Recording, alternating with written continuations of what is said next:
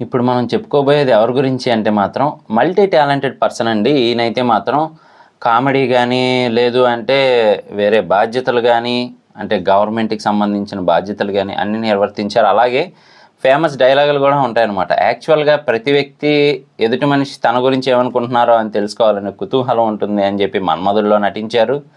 అలాగే ఇంకా చాలా మూవీస్ స్టైల్‌లో శాంతం, ప్రశాంతం అని జెప్పి ఎప్పుడు యోగా చేస్తూ ఉంటారు, మెడిటేషన్ చేస్తూ ఉంటారు. ఇంకెవరో కాదండి మన ధర్మవరపు సుబ్రహ్మణ్యం గారు. మరి ఆయన జీవితంలో జరిగిన సంఘటనలు, అసలు సినిమాల్లోకి ఎలా వచ్చారు, అలాగే రాజకీయంగా ఎలా ఉన్నారు అన్నీ కూడా క్లియర్ కట్‌గా అయితే చెప్దాము. సో, ఆ రోజుల్లోకి వెళ్ళే ముందు ఒక్కసారి సబ్స్క్రైబ్ చేసుకోండి. కింద సబ్స్క్రైబ్ అని ఉంటుంది కదా! సబ్స్క్రైబ్ చేసుకొని లైక్ చేయండి. మాకు బూస్టింగ్ ఇచ్చినట్టయితే ఉంటుందన్నమాట. సో, పదండి ఆ రోజుల్లోకి వెళ్ళి తెలుసుకొని వద్దాం.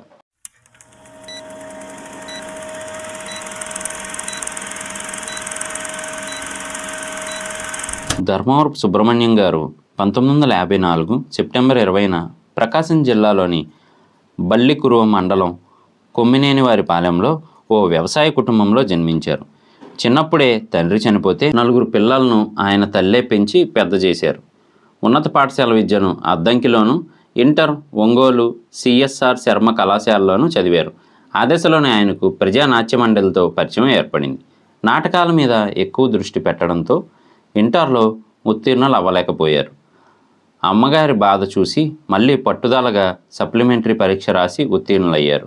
తర్వాత బీకాంలో చేరిన ఆయన మనసు సినిమాల వైపే ఉండేది. ఇంట్లో చెప్పకుండా మద్రాసు వెళ్ళిపోయారు. అక్కడ అవకాశాలు రాకపోవడంతో మళ్ళీ సొంత ఊరుకు తిరిగి వచ్చారు. మద్రాసు నుంచి తిరిగి వచ్చాక వ్యవసాయ పనులు చేస్తూ ఉండేవారు. తర్వాత కొందరు మిత్రుల సలహాతో సర్వీస్ పబ్లిక్ కమిషన్ పరీక్షను కూడా రాశారు. పరీక్షలో పాస్ అవ్వడం వల్ల హైదరాబాద్లో పంచాయతీరాజ్ శాఖలో అధికారిగా ఉద్యోగం అయితే వచ్చింది. అక్కడ కొద్ది కాలం కుదిట పడ్డాక మళ్ళీ ఆయనకు నాటకాల వైపు ఆయన మనసు లాగడం మొదలైంది. తరువాత ఆకాశవాణి కోసం కొన్ని రేడియో నాటకాలు రాశారు. తర్వాత దూరదర్శన్లో తొలి తెలుగు ధారావాహిక అనగనగా ఒక శోభను ప్రారంభించారు. ఆ తర్వాత మనసు గుర్రంలేని కళ్యాణ్, పరమానందయ్య శిష్యుల కథ ఆయనకు మంచి పేరు తెచ్చిపెట్టాయి. ఆనందో బ్రహ్మతో ఆయన తెలుగు వారందరికీ సుపరిచితమయ్యారు. మరి ఇంత చేసినప్పటికీ కూడా మన ధర్మవరపు సుబ్రహ్మణ్యం గారికి సినిమాలంటే చాలా ఇష్టం కదా. మరి ఆ సినిమాల్లోకి ఎలా వెళ్ళారు ఏంటి అంటే కనుక, దూరదర్శన్లో ఉండగానే ఆయనకు జంజాల గారి సినిమా జయమ్ము నిశ్చయమ్మురాలో అవకాశం వచ్చింది. దాంతో పలు సినిమాల్లో ఆయనకు పాత్రలు లభించాయి.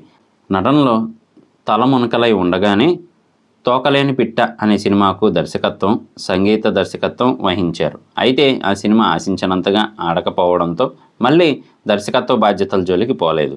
నువ్వు నేను, ధైర్యం చిత్రాల మొదలుకొని చాలా చిత్రాల్లో అధ్యాపక పాత్ర వేసి నవ్వించారు. అయితే ఆ పాత్రలను కించపరిచే విధంగా మలుస్తూ ఉండడంతో క్రమంగా ఆ పాత్రలకు దూరమయ్యారు. ఆయన నటన ప్రస్థానంలో ఒక్కడు సినిమాలో చేసిన పాస్పోర్ట్ ఆఫీసర్ పాత్ర, వర్షం సినిమాలో వాతావరణ వార్తలు చదివే పాత్ర, అలాగే రెడీ సినిమాలో హ్యాపీ రెడ్డి అలియాస్ సంతోష్ రెడ్డి మొదలైన పాత్రలు ప్రేక్షకులను బాగా ఆకట్టుకున్నాయి. ఆలస్యం అమృతం సినిమాకు ఉత్తమ హాస్యనటుడిగా నంది అవార్డు అందుకున్నారు.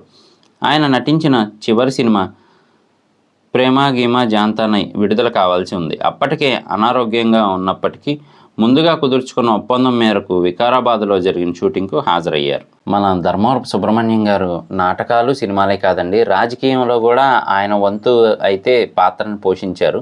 మరి అది ఎలా జరిగింది ఏంటి అంటే కనుక, 1989 ఎన్నికల సమయంలో ఆయన కాంగ్రెస్ పార్టీలో చేరారు. సాంస్కృతిక మండలి అధ్యక్షుడిగా కూడా పనిచేశారు. మరి మన ధర్మవరపు సుబ్రహ్మణ్యం గారి కుటుంబ విషయానికి వస్తే, అంటే ఫ్యామిలీ మెంబర్స్ ఎవరు అంటే కనుక, ధర్మవరపు సుబ్రహ్మణ్యం గారి సతీమణి గారి పేరు కృష్ణజ. అలాగే ఇద్దరు కుమారులు కూడా ఉన్నారు. వారెవరు అంటే కనుక రోహన్ సందీప్, ఇంకొకరు రవి బ్రహ్మతేజ. దిల్సుఖ్ నగర్లోని శారదానగర్లో ఆయన 1979 నుండి స్థిర నివాసం ఏర్పరచుకున్నారు. ఒక గ్రేట్ యాక్టర్ని అయితే మన టాలీవుడ్ మిస్ అయిందనే చెప్పాలి. ఆయన చాలా వైవిధ్యమైన క్యారెక్టర్లు వేసేవారు. అంటే ఒక క్యారెక్టర్కి అసలు పొంతన అనేది ఉండేది కాదనమాట. అలా అయితే వేస్తూ వచ్చేవారు ప్రతి క్యారెక్టర్ని కూడా. మరి అలాంటి క్యారెక్టర్స్ ఆయన చేసిన సినిమాలు కూడా ఒకసారి తెలుసుకుందాం. సో తెలుసుకునే ముందు ఒక్కసారి వీడియోని లైక్ చేసి సపోర్ట్ చేయండి. ఆ సినిమాలు ఏంటో చూద్దాం రండి.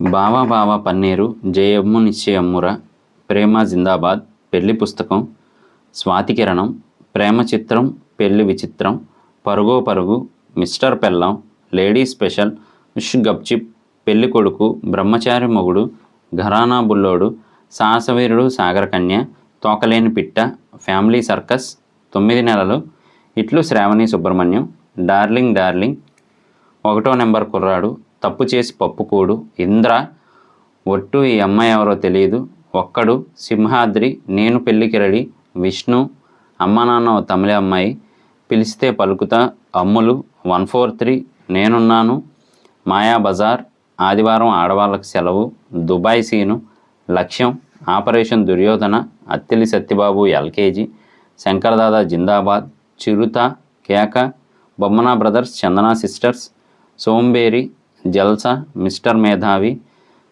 రెయిన్బో, ఆ ఒక్కడు, అన్నవరం, ఖతర్నాక్, అందాల రాముడు, బొమ్మరిల్లు, ఏమండోయ్ శ్రీవారు, బంగారం, శ్రీరామదాసు, స్టైల్, గౌతమ్ ఎస్ఎస్సి, జై చిరంజీవ, వీరి వీరి గుమ్మడి పండు, మన్మధుడు, ఆంధ్రుడు, అందరివాడు, అతనొక్కడు, అవునన్నా కాదన్నా, నువ్వు వస్తానంటే నేను వద్దంటానా, బాలు, అల్లరి బుల్లోడు, మాస్, పుట్టింటికి రాచెల్లి, morning raga, mister and missus Shailaja Krishnamurthy, వర్షం, దొంగోడు, విజయం, ఆలస్యం, అమృతం, కలెక్టర్ గారి భార్య, నాగవల్లి, నిప్పు, షాడో, అమృతం, చందమామలో, ఇలాంటి కొన్ని సినిమాల్లో అయితే నటించారనమాట. సో ఆయన యాక్టింగ్ మీ అందరికీ తెలిసిన విషయమే. ఇప్పటి వాళ్ళకి తెలియకపోతే కనుక ఒకసారి చూడడానికి ట్రై చేయండి. డిఫరెంట్ మ్యానరిజం అయితే ఉంటుంది ప్రతి సినిమాలో కూడా. సో ఇది ఈరోజు వీడియో. మీకు నచ్చిందనే అనుకుంటున్నాను. నచ్చితే కనుక ఛానల్ సబ్స్క్రైబ్ చేసి సపోర్ట్ చేయండి. మళ్ళీ ఇంకొక వీడియోతో మళ్ళీ మీ ముందుకు వస్తాను. Thank you.